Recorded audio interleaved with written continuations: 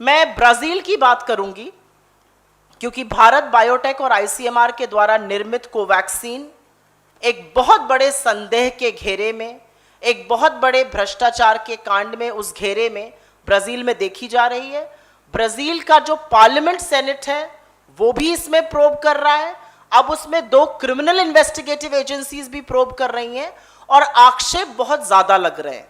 आक्षेप सिर्फ भारत बायोटेक पर ही नहीं लग रहे हैं, बट क्योंकि ये कोवैक्सीन जो है वो डेवलप आईसीएमआर की पार्टनरशिप में करी गई है, कहीं ना कहीं ये आक्षेप पब्लिक फंड्स पर भारत सरकार तक आकर रुकते हैं। और अभी $320 मिलियन का एक कॉन्ट्रैक्ट था 2 करोड़ वैक्सीन का, वो सस्पेंड कर दिया गया है। 2 क्रिमिनल इन्वेस्टिगेशन हो रहे हैं और एक पार्लियामेंट्री सेनेट प्रोब हो रही है। आपकी जानकारी के लिए यह बताना जरूरी है कि भारत बायोटेक ने ब्राजील की एक प्रेसिसा मेडिकामेंटोस के साथ करार किया था जनवरी 2021 में उनको 2 करोड़ डोज सप्लाई करने का, और प्रेसिसा मेडिकामेंटोस ने फिर ब्राजीलियन गवर्नमेंट से कॉन्ट्रैक्ट किया था इसको सप्लाई करने का। उसमें भी कुछ दिक्कतें आई थी, वहां की एजेंसीज ने पहले इसको रिजेक्ट किया था, फिर रिस्ट्रिक्टेड इंपोर्ट का ऑप्शन दिया जून 4 तारीख को। लेकिन दिक्कत की बात 2 है, 2 बड़े एलिगेशंस, 2 बड़े आक्षेप लग रहे हैं। पहला आक्षेप लग रहा है कि इसका जो दाम था कोवैक्सीन का वो जबरदस्त तरीके से बढ़ाया गया, मुनाफाखोरी का एक बड़ा आरोप लग रहा है। तथाकथित रिपोर्ट्स जो हैं उनके मुताबिक भारत बायोटेक ने पहले $1.34, $1.5 से कम में प्रपोज करा था कोवैक्सीन, और अंततोगत्वा ये कॉन्ट्रैक्ट $15 प्रति डोज पर हुआ, जो उस समय ब्राजील ने उस समय 6 वैक्सीन अप्रूव करी थी, उनको अप्रूवल स्वीकृति दी थी। उस समय भी वो वहां पर सबसे महंगा था। तो ब्राजीलियन सेनेट और ब्राजील की जो ऑपोजिशन है और जो ब्राजील की जनता है वो जरूर जानना चाहती है कि इतना ये दाम कैसे बढ़ा, $15 प्रति डोज।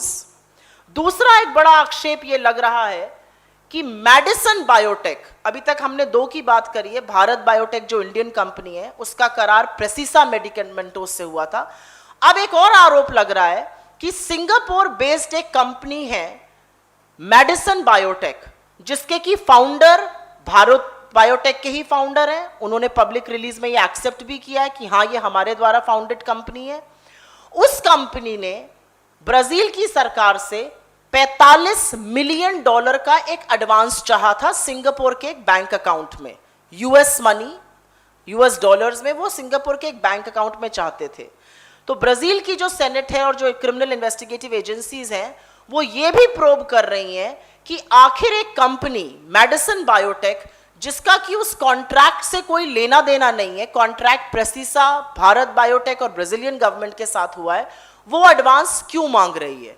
और इसके कारण भी भारत बायोटेक संदेह के घेरे में है। कोवैक्सीन पर आक्षेप लग रहे हैं, और मैं फिर से पुनः याद दिलाना चाहती हूं कि कोवैक्सीन सिर्फ भारत बायोटेक की प्रॉपर्टी नहीं है, वहां पर आईसीएमआर भी को डेवलपर है और उनके प्रॉफिट्स में भी इसकी हिस्सेदारी है। तो पहली बात जो व्यथित करती है वो ये करती है कि जब इस तरह की आरोप लग रहे हैं, जब इस तरह के आक्षेप लग रहे हैं, तो हमारी सरकार में इतना सुई पटक सन्नाटा क्यों बना हुआ है। बिल्कुल शांत है सरकार, एक तरह से मुंह फेरने की बात हो रही है, कहीं पर आंखों पे पट्टी बांधने की बात हो रही है। ब्राजील की पार्लियामेंट्री सेनेट इस मामले को प्रोब कर रही है, वहां 2 क्रिमिनल इन्वेस्टिगेटिव एजेंसीज इसको प्रोब कर रही हैं। वो बात कर रही हैं जबरदस्त मुनाफाखोरी की, वो बात कर रही हैं फंड डाइवर्जन की, और हमारी सरकार की तरफ से एक भी शब्द नहीं बोला जा रहा है। और अभी हम आपको बताएंगे कि शब्द बोलना जरूरी क्यों है। तो पहला तो बात ये व्यथित करती है कि प्रधानमंत्री जी या स्वास्थ्य मंत्री जी इस पर इतने शांत और इतने मूक दर्शक क्यों बने हुए हैं। अब बात करते हैं आईसीएमआर की।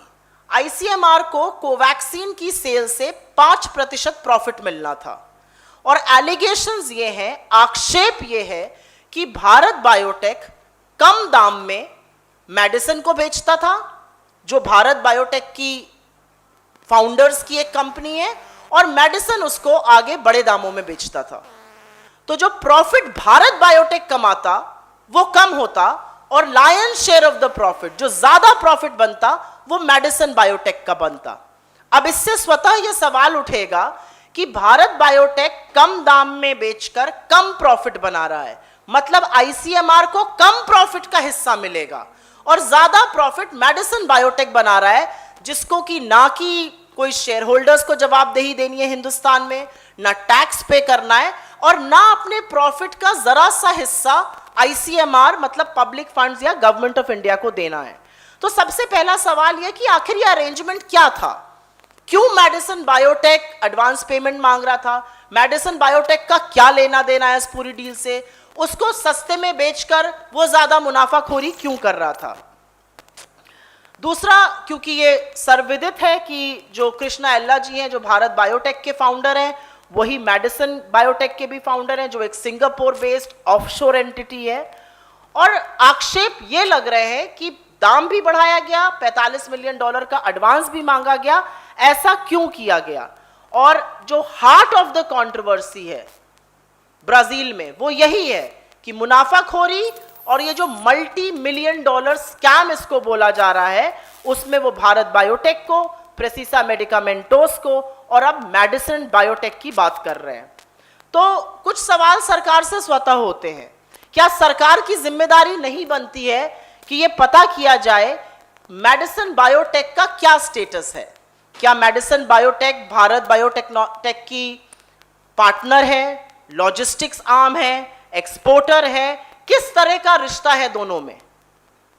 किस तरह जो आक्षेप लग रहे हैं वो ये है तथाकथित तौर पे कि कम दाम पर मेडिसिन को बेचा जाता था, मेडिसिन आगे ज्यादा बड़े दाम पर बेचने की प्रपोजल था।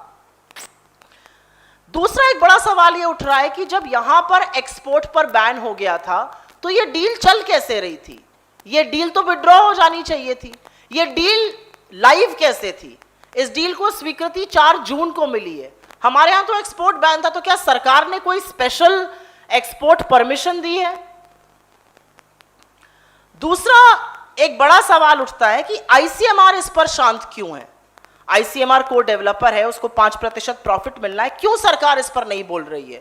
टैक्स पेयर का पैसा इस पर लगा है, तो टैक्स पेयर के पैसे पे क्या रिटर्न आ रहा है, ये तो सरकार की जिम्मेदारी होनी चाहिए। सरकार इस पर बात क्यों नहीं कर रही है? और सबसे बड़ी बात यह है कि क्योंकि इतनी सारी इर्रेगुलरिटीज अब सामने आ रही हैं, इतने सारे एलिगेशंस और आक्षेप लग रहे हैं, अगर फंड डाइवर्जन हुआ है तो ये तो पीएमएलए का मामला बनता है, उस तरह से तफ्तीश होनी चाहिए। और भारत में जो इरेगुलरिटी हुई है कि कम प्रॉफिट पर बेचकर कम प्रॉफिट कमाया जा रहा है, दिखाया जा रहा है और आईसीएमआर के साथ कम शेयर किया जाता, ये एसएफआईओ का प्रोब बनता है, सीरियस फ्रॉड इन्वेस्टिगेशन का प्रोब बनता है। मेरा अपना मानना है और हम सबका मानना है कि ये जिस तरह के आक्षेप भारत की एक फार्मा कंपनी पर लग रहे हैं, जिसका सरकारी एजेंसी के साथ गठजोड़ है आईसीएमआर के साथ, ये भारत फार्मा के लिए बहुत बुरी खबर है। हमारा बहुत सारे सेक्टर्स जिन्होंने बहुत ख्याति प्राप्त करी है, उसमें से एक फार्मा है और मुझे लगता है कि जो कीचड़ उछाला जा रहा है वो हमारी पूरी की पूरी फार्मा इंडस्ट्री पे उछाला जा रहा है। और इसीलिए जो सस्पेंशन ऑफ कॉन्ट्रैक्ट हुआ है, जिसका लगता है कि पूरी तरह से निलंबन के बाद निरस्त कर दिया जाएगा, उसका बहुत बड़ा खामियाजा हमारी फार्मा एजेंसी इंडस्ट्री को भुगतना पड़ेगा। हमारे कुछ सवाल है सरकार से और बिंदुवार तरीके से मैं अपने कुछ सवाल जरूर यहां पे उठाना चाहूंगी कि देश के प्रधानमंत्री, देश के स्वास्थ्य मंत्री, देश की सरकार आज क्यों मूक दर्शक बनी हुई है? आज क्यों सुई पटक सन्नाटा है? एक शब्द नहीं बोला जा रहा है। आखिर ये डील क्या थी? आखिर इस तरह से बेतहाशा दामों में वृद्धि कैसे हो गई? $15 प्रति डोज कैसे हुई? और ये सिर्फ भारत बायोटेक की तरफ आक्षेप नहीं है, ये आक्षेप उसके को डेवलपर आईसीएमआर जो कि गवर्नमेंट एजेंसी है उसकी तरफ भी है। क्या सरकार का, ये दूसरा सवाल है कि क्या सरकार का कर्तव्य नहीं बनता है कि वो पता करे कि मेडिसिन बायोटेक और भारत बायोटेक का क्या संबंध है? क्या वो एक्सपोर्टर है, लॉजिस्टिक आर्म है, फैमिली ओन्ड एंटिटी है, वो क्या है?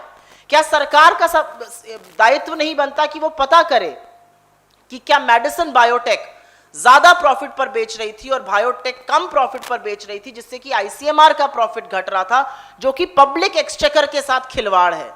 क्या सरकार का दायित्व नहीं बनता है कि आप पता करिए कि किस तरह का फंड डाइवर्जन हो सकता था या हुआ है? क्योंकि एक पीएमएलए का मामला बनता है, एसएफआईओ प्रोब का मामला बनता है।